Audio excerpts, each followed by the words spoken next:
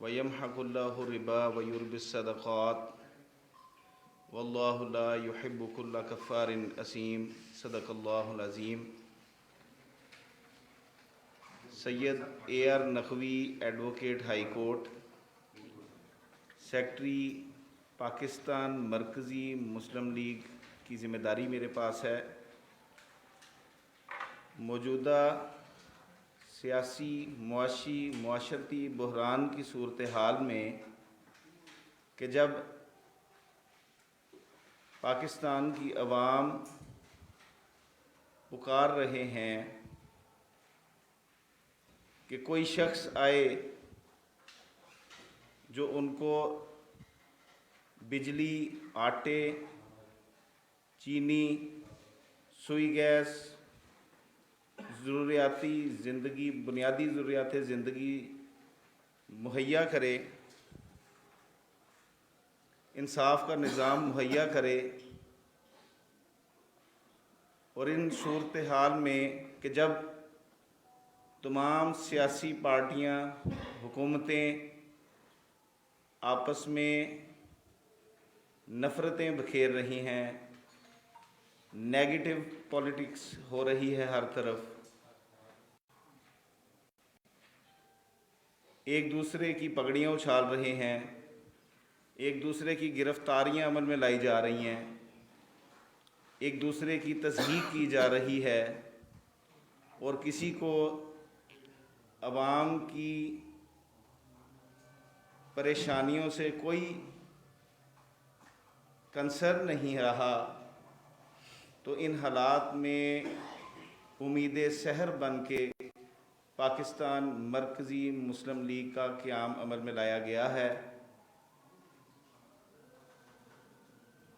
اور آج اہلیان کراچی کے ساتھ مرکزی مسلم لیگ کی قیادت جناب Khalid Masood Sindhu advocate supreme court, president Pakistan Markazi Muslim league ہمارے درمیان موجود ہیں۔ میں ملتمس ہوں کہ وہ ہمارے ساتھ خطاب فرمائیں۔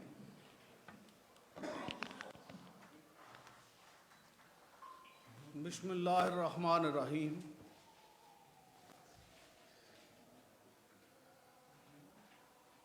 پاکستان مرکزی مسلم لیگ کے پلیٹ فارم سے جو یہ انتہائی ناخوشگوار واقعہ سویڈن میں قرآن پاک کے جلائے جانے کا ہوا، اس حوالے سے ہم نے مرکزی مسلم لیگ کے پلیٹ فارم سے پورے ملک میں احتجاج کیا۔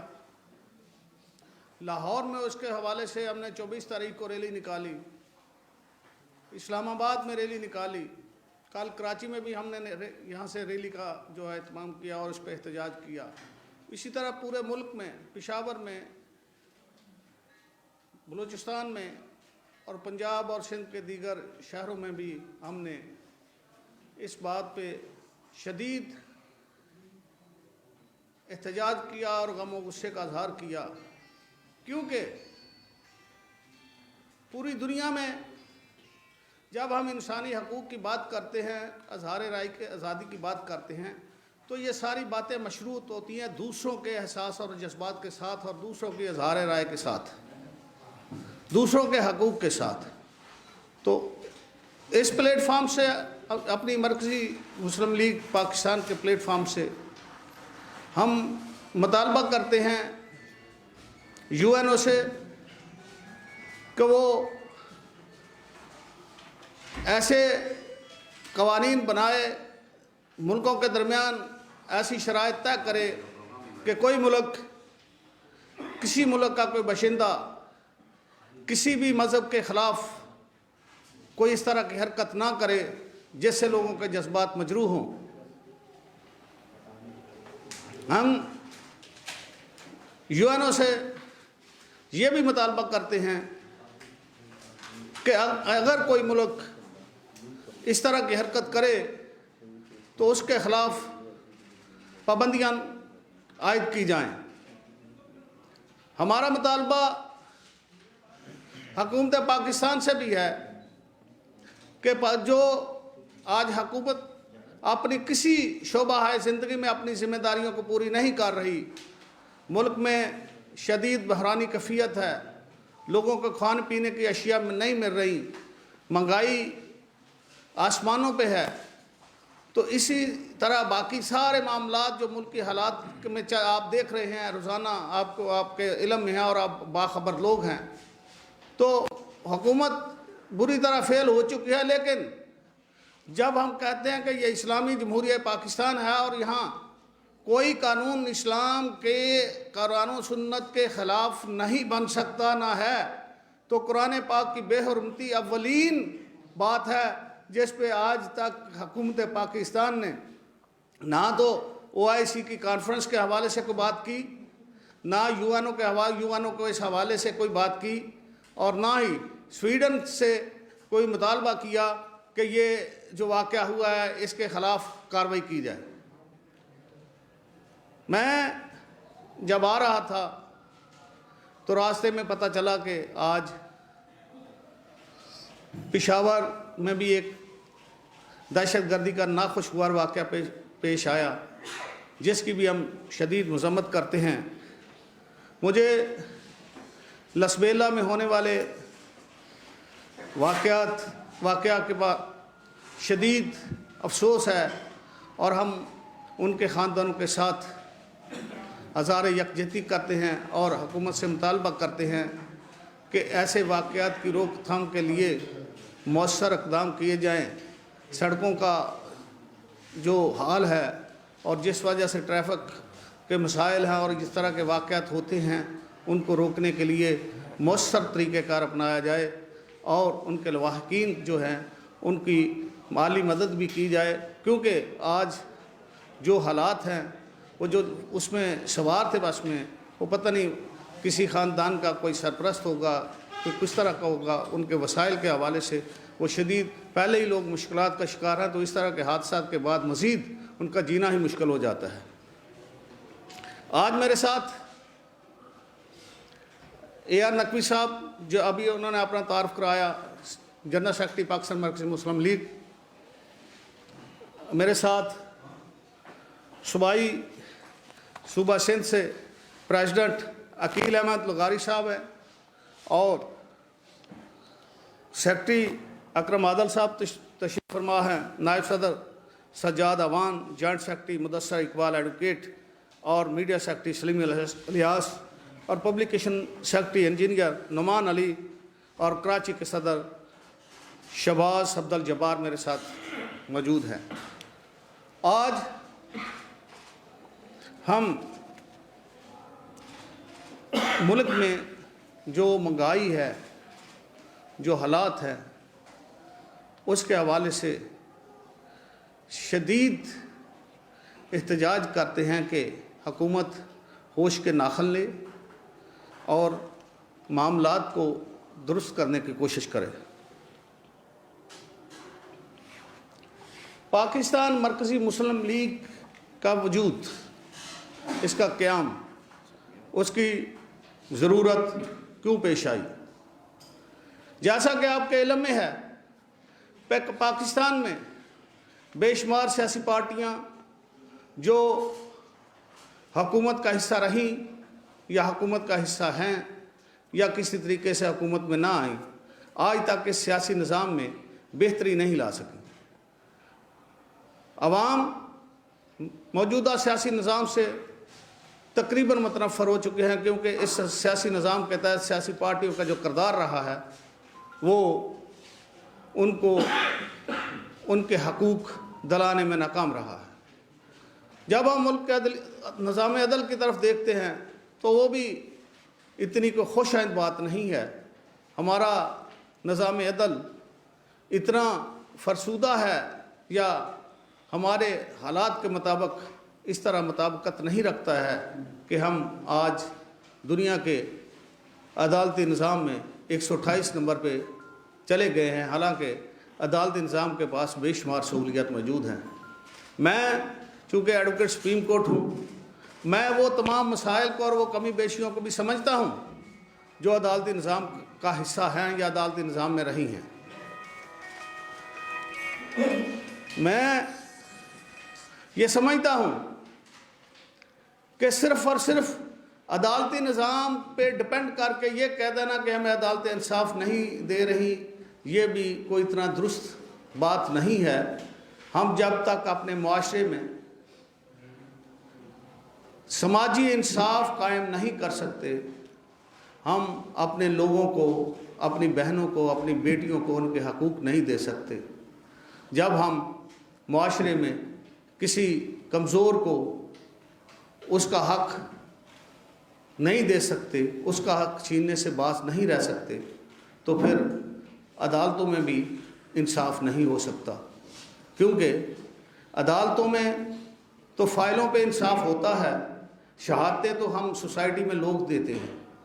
جب ہمارا سوشل سسٹم درست نہیں ہے تو عدالت سے بھی پوری طرح انصاف کی توقع نہیں کرنی چاہیے۔ تو ہمیں اس لیے اس پارٹی کی ضرورت محسوس ہوئی کہ ہم لوگوں کے پاس گراس روٹ لیول تک ان کے لیے ان کی خدمت کریں گے، ان کے ساتھ جائیں گے، ان کی تربیت بھی کریں گے، اور جو خدمت کا عمل ہے وہ حکومت میں رہ کر تو قانون سازی کے ذریعے بہت اچھا کیا جا سکتا ہے، لیکن حکومت کے بغیر بھی بندہ اگر چاہے تو لوگوں کے ساتھ چل کر ان کی خدمت کر سکتا ہے۔ تو انشاءاللہ العزیز ہم لوگوں کو ان کے حقوق دلانے میں ان کی مدد کریں گے، ان کی خدمت کے ذریعے ان کی خدمت کے ذریعے ان کے مسائل کو حل کرنے کی کوشش کریں گے۔ میرا جو جماعت کے حوالے سے، پارٹی کے حوالے سے نقطہ نظر ہے، میں یہ سمجھتا ہوں کہ سیاسی نظام میں بلدیاتی نظام ریڑھ کی ہڈی ہے۔ اگر بلدیاتی نظام میں تعطل آ جائے، تسلسل قائم نہ رہے، تو لوگوں کے حقوق نہ معاشی طور پر، نہ معاشرتی طور پر، نہ سماجی طور پر نہیں مل سکتے، نہ ہی ان کے مسائل حل ہو سکتے ہیں۔ بہت سے عام معاملات ہوتے ہیں جو شہریوں کے بلدیاتی نظام سے وابستہ ہیں، اور اگر بلدیاتی نظام ایکٹیو ہو اور ان کو پورے ان کے حقوق حاصل ہو۔ اب ایک مسئلہ یہاں پہ یہ ہے کہ بلدیاتی نظام کچھ جگہ پہ موجود ہے، کچھ جگہ پہ نہیں ہے۔ جہاں موجود ہے وہاں بھی ان کو ایکٹیو نہیں کیا جاتا، وہاں کی صوبائی حکومتیں ان کو چلنے نہیں دیتی۔ جہاں صوبائی حکومت بلدیاتی نظام کے خلاف ہو وہاں وہ بلدیاتی نظام فیل کر دیتی ہیں۔ تو ہم اس سوچ کے ساتھ آئے ہیں کہ بلدیاتی نظام کو آزاد کر دیں گے، ان کو معاشی طور پر جو ان کے مکمل حقوق بلدیاتی نظام کو جو میسر ہیں آئین اور قانون کے مطابق ان کو دیں گے، تاکہ لوگوں کے مسائل حل ہو سکیں۔ میں آخر میں آج اس ملک میں جو افراتفری کا عالم ہے، کسی کی عزت محفوظ نہیں ہے، سیاسی پارٹیاں جس طرح ایک دوسرے پہ گند اچھال رہی ہیں، میں اس حوالے سے صرف اتنا عرض کروں گا کہ آج معاشرے میں بد اخلاقی کا جو نظام پیدا کر دیا گیا ہے، اور ذاتی غرض اور حکومت حاصل کرنے کے لیے ایک دوسرے کے ساتھ جو ہم نے ماحول پیدا کر دیا ہے، خدارا اس کو ختم کر دیجئے، اور اخلاقی طور پر ایک دوسرے پر اس طرح حملے نہ کیجئے۔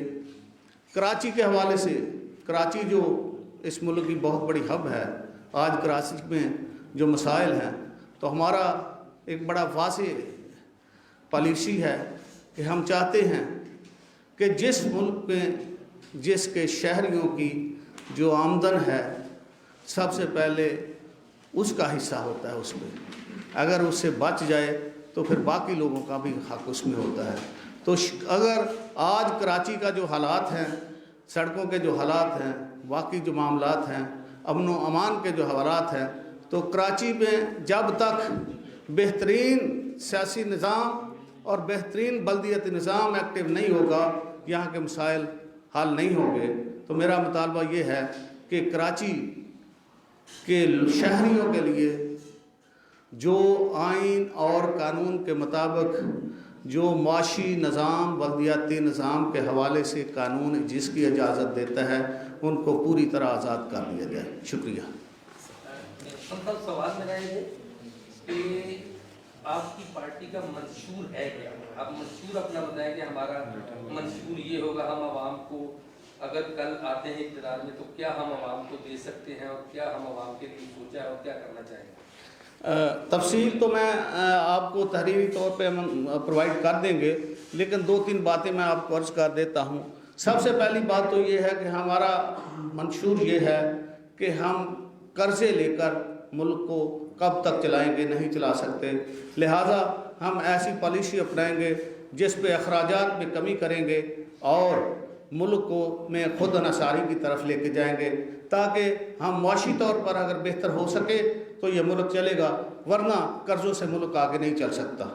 دوسرا ہمارا منشور یہ ہے کہ معاشرے میں ہم جو ایک دوسرے کی پگڑی اچھال رہے ہیں، معاشرے میں ہم ایک ایسی نسل پیدا کرنا چاہتے ہیں جو اخلاقی طور پر بہتر ہو، جو لوگوں کے حقوق و فرائض کا خیال رکھے اور لوگوں کے ساتھ اس طرح کا جو آج جو حالات ہیں وہ میں آپ سب لوگ سمجھتے ہیں کہ روزانہ جو ویڈیو چلتی ہیں، جو سسٹم چلتا ہے، ہم اس کے انشاءاللہ العزیز بد اخلاقی کو اخلاق سے بدل دیں گے.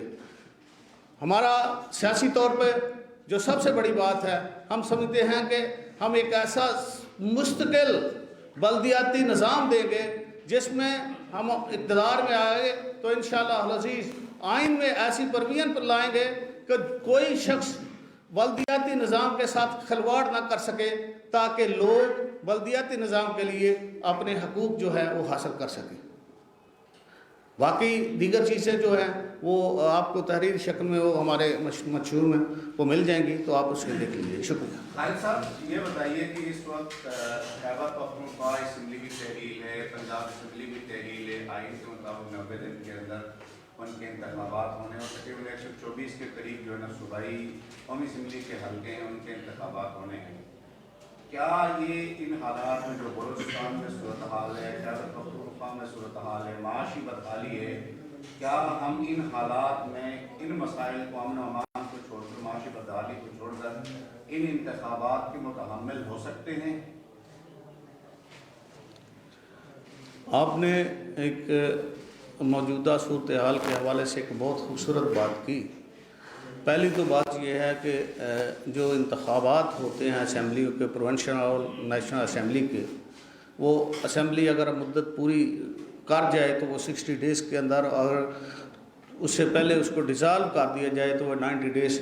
اور 90 ڈیز میں یہ ہے کہ اس میں جو الیکشن کمیشن کا جو پروسیس ہے وہ 60 ڈیز ہی ہے.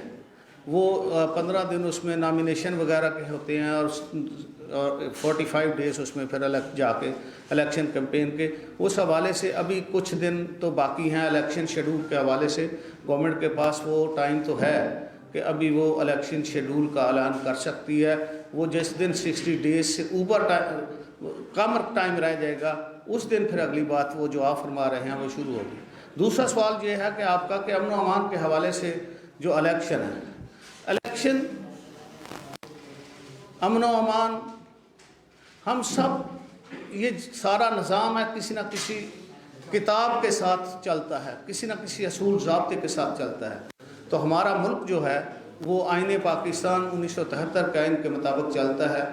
ہاں ایسی پروینس موجود ہے کہ اگر کوئی بہت زیادہ ایسے حالات ہوں تو تھوڑے مدت کے لیے اس کو ملتوی کیا جا سکتا ہے، لیکن میرا نہیں خیال کہ اتنے زیادہ حالات خراب ہیں کہ ملک میں الیکشن نہیں ہو سکتے.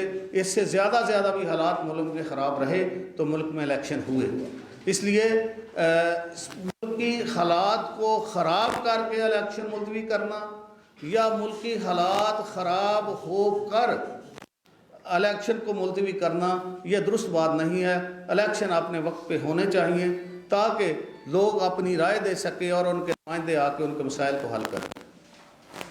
ایک سوال کا جواب یہ دے گا کہ آپ یہ بتائے گا کہ ایک تو آپ کا مرکزی آفس کہاں پر ہے؟ گلشن اقبال سے آپ لوگ میرے خیال سے چلا رہے ہیں اس کو.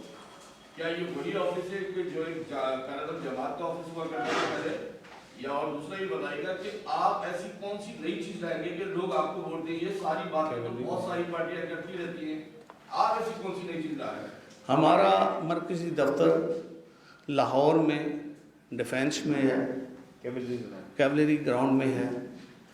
इसी तरह हमारा सूबाई ऑफिस हम इंशाअल्लाह अज़ीज़ मैंने ज़िम्मेदारी लगाई है अपने सूबाई सदर की और अपने जनरल सेक्रेटरी की कि वो इंशाअल्लाह अज़ीज़ ये आपके करीब ऑफिस लेंगे और इंशाअल्लाह अज़ीज़ सूबाई दफ्तर यहाँ पे होगा।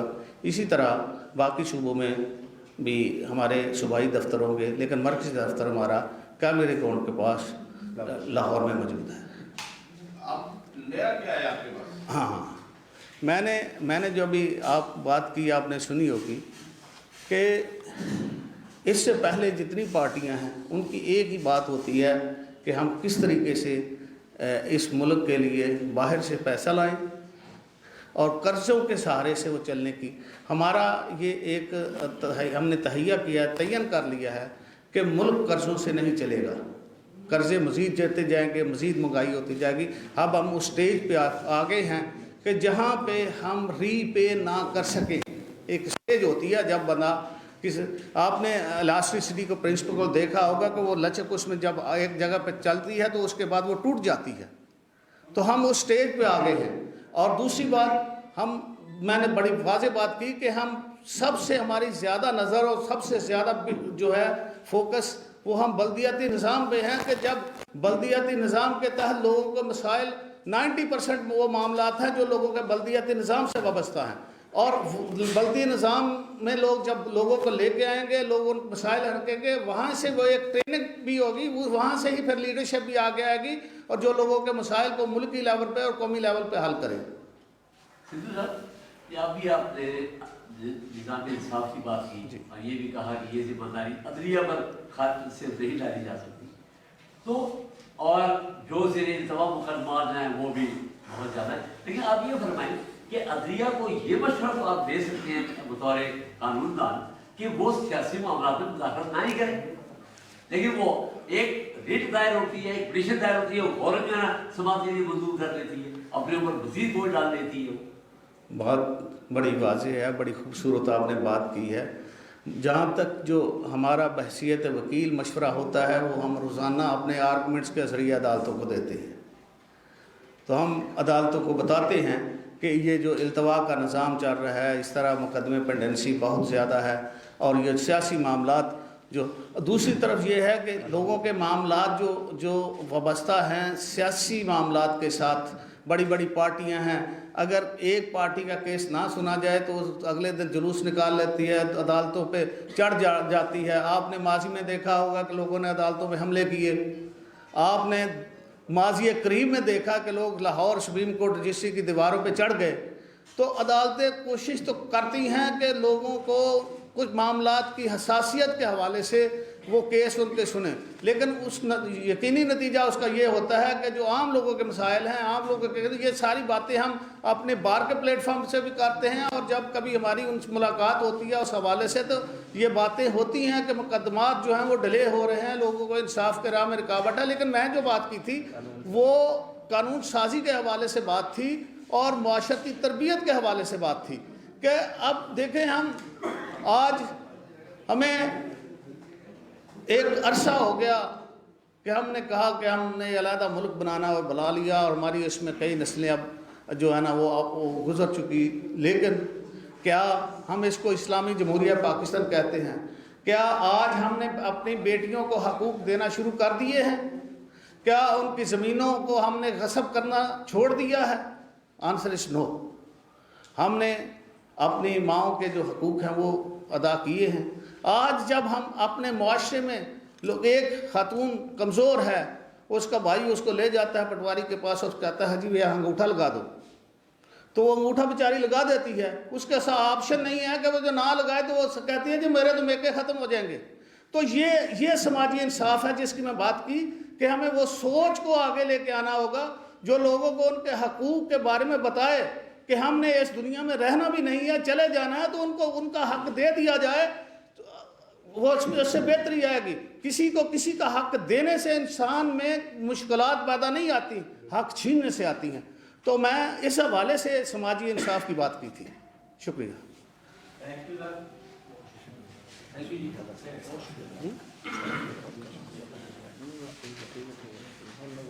मैं आखिर में आप सबका शुक्रिया अदा करता हूँ कि आप तशरीफ़ लाए और आपने अपने अपने अंदाज में हमसे सवालात किए, और बाकी प्रेस क्लब के हवाले से बाकी मुंतज़मीन का भी मैं शुक्रिया अदा करता हूँ।